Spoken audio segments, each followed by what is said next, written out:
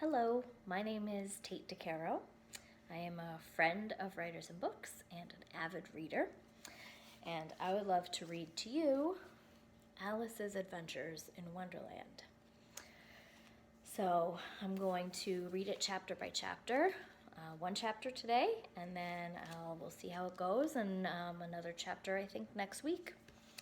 So Alice's Adventures in Wonderland is by Lewis Carroll. And this copy that I have is illustrated by Peter Weavers, and I just love his illustrations. Alice's Adventures in Wonderland. Down the rabbit hole. Alice was beginning to get very tired of sitting by her sister on the bank and of having nothing to do. Once or twice she had peeped into the book her sister was reading, but it had no pictures or conversations in it.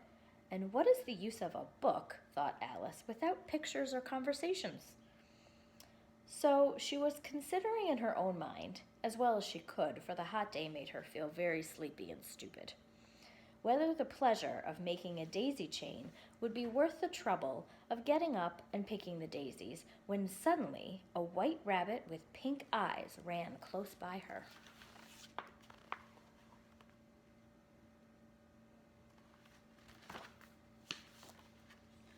There was nothing so very remarkable about that, nor did Alice think it so very much out of the way to hear the rabbit say to itself, oh dear, I shall be so late."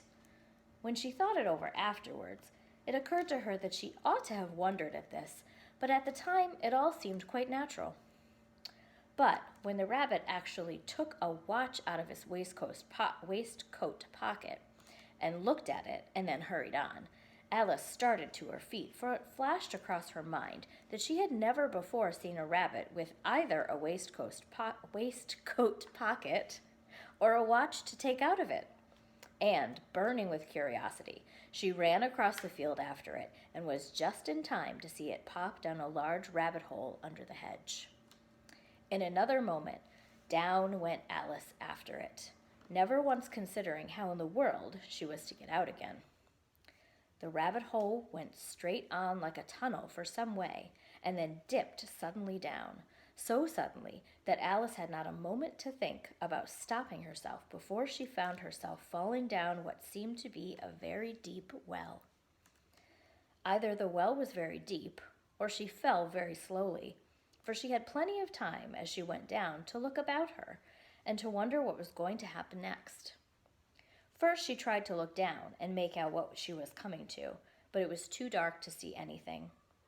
Then she looked at the sides of the well and noticed that they were filled with cupboards and bookshelves.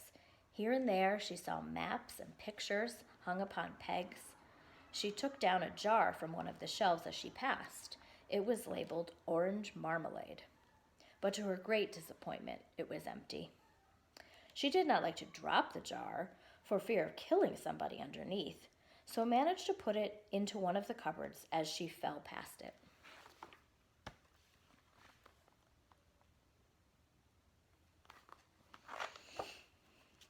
Well, thought Alice to herself, after such a fall as this, I shall think nothing of tumbling downstairs. How brave they'll all think me at home. Why, I wouldn't say anything about it, even if I fell off the top of the house, which was very likely true. Down, down, down. Would the fall never come to an end? I wonder how many miles I've fallen by this time, she said aloud. I must be getting somewhere near the center of the earth. Let me see, that would be 4,000 miles down, I think. For, you see, Alice had learnt several things of this sort in her lessons in the schoolroom, and though this was not a very good opportunity for showing off her knowledge, as there was no one to listen to her, still it was good practice to stay it over. Yes, that's about the right distance. But then I wonder what latitude or longitude I've got to. Alice had not the slightest idea what latitude was, or longitude either, but she thought they were nice, grand words to say. Presently, she began again. I wonder if I shall fall right through the earth. How funny it will seem to come out among the people that walk with their heads downwards. The antipathies, I think. She was rather glad there was no one listening this time, as it didn't sound at all the right word. But I shall have to ask them what the name of their country is, you know. Please, ma'am, is this New Zealand or Australia? As she tried to curtsy as she spoke, fancy curtsying as you're falling through the air. Do you think you could manage it? And what an ignorant little girl she'll think me for asking. No, it will never do to ask. Perhaps I shall see it written up somewhere. Down, down, down. There was nothing else to do, so Alice soon began talking again. Dinah will miss me very much tonight, I should think. Dinah was her cat.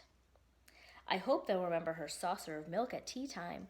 Dinah, my dear, I wish you were down here with me. There are no mice in the air, I'm afraid, but you might catch a bat, and that's very like a mouse, you know. But do cats eat bats, I wonder? And here Alice began to get rather sleepy, and went on saying to herself in a dreamy sort of way, Do cats eat bats? Do cats eat bats? And sometimes, do bats eat cats?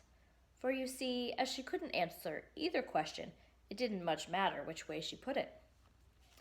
She felt that she was dozing off, and had just begun to dream that she was walking hand in hand with Dinah, and was saying to her very earnestly, Now, Dinah, tell me the truth. Did you ever eat a bat? When suddenly, thump, thump, down she came upon a heap of sticks and dry leaves, and the fall was over.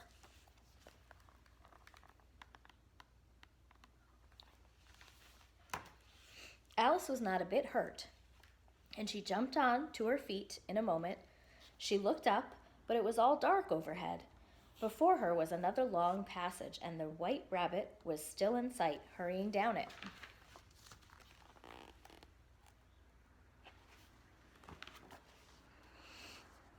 There was not a moment to be lost.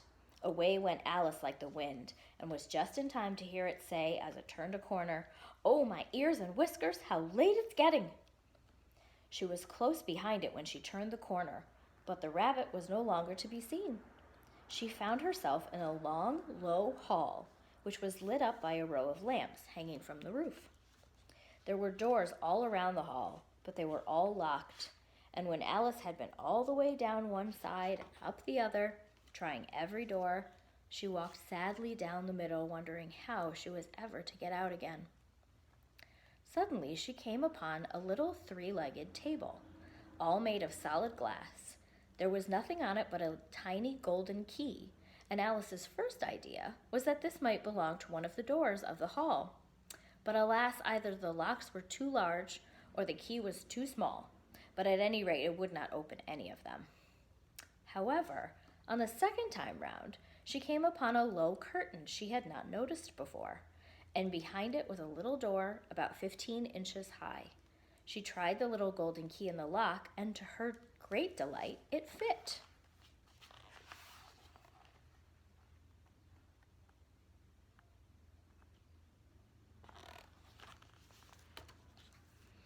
Alice opened the door and found that it led into a small passage, not much longer than a rat hole, larger than a rat hole. She knelt down and looked along the passage into the loveliest garden you ever saw. How she longed to get out of that dark hall and wander about among those beds of bright flowers and those cool fountains. But she could not even get her head through the doorway. And even if my head would go through, thought poor Alice, it would be of very little use without my shoulders. Oh, how I wish I could shut up like a telescope. I think I could, if I only knew how to begin. For, you see, so many out-of-the-way things had happened lately that Alice had begun to think that very few things indeed were really impossible. Here's the garden.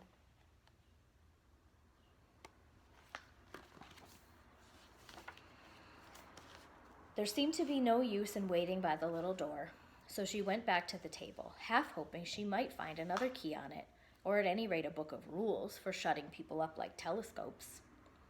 This time she found a little bottle on it, which certainly was not here before, said Alice, and tied round the neck of the bottle was a paper label with the words "Drink Me" beautifully printed on it in large letters.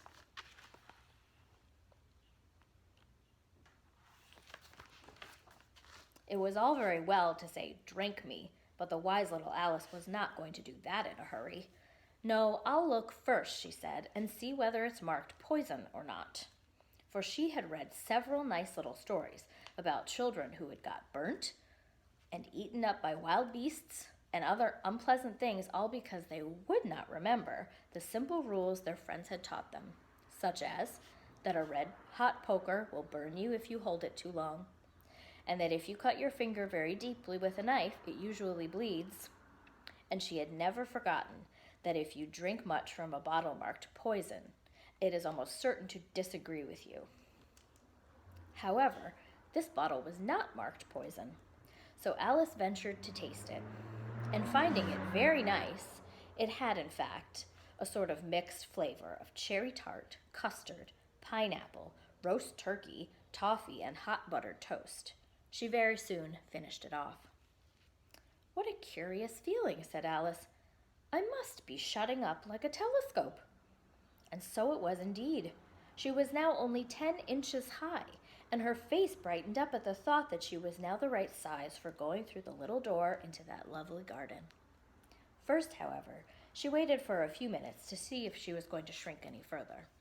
She felt a little nervous about this, for it might end, you know, said Alice to herself, in my going out altogether, like a candle. I wonder what I should be like then. And she tried to fancy what the flame of a candle looks like after the candle is blown out, for she could not remember ever having seen such a thing. After a while, finding that nothing more happened, she decided on going into the garden at once. But alas for poor Alice, when she got to the door, she found she had forgotten the little golden key. And when she went back to the table for it, she found she could not possibly reach it. She could see it quite plainly through the glass, and she tried her best to climb up one of the legs of the table, but it was too slippery. And when she had tired herself out with trying, the poor little thing sat down and cried.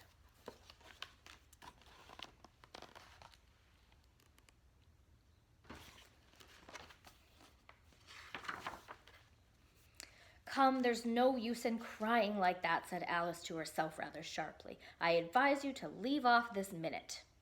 She generally gave herself very good advice, though she very seldom followed it. And sometimes she scolded herself so severely as to bring tears into her eyes. And once she remembered trying to box her own ears for having cheated herself in a game of croquet she was playing against herself. For this curious child was very fond of pretending to be two people. But it's no use now, thought poor Alice, to pretend to be two people. Why, there's hardly enough of me left to make one respectable person. Soon her eye fell on a little glass box that was lying under the table. She opened it and found in it a very small cake on which the words "Eat me" were beautifully written in currants.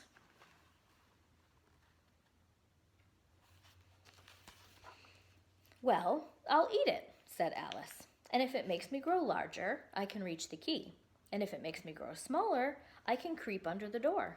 So either way, I'll get into the garden, and I don't care which happens." She ate a little bit and said anxiously to herself, "Which way? Which way?" holding her hand on top of her head to feel which way it was growing. And she was quite surprised to find that she remained the same size. To be sure, this is what generally happens when one eats cake. But Alice had got so much into the way of expecting nothing but out of the way things to happen, that it seemed quite dull and stupid for life to go on in the common way. So she set to work and very soon finished off the cake. And that's the end of chapter 1, and I'll be back next week to read you chapter 2.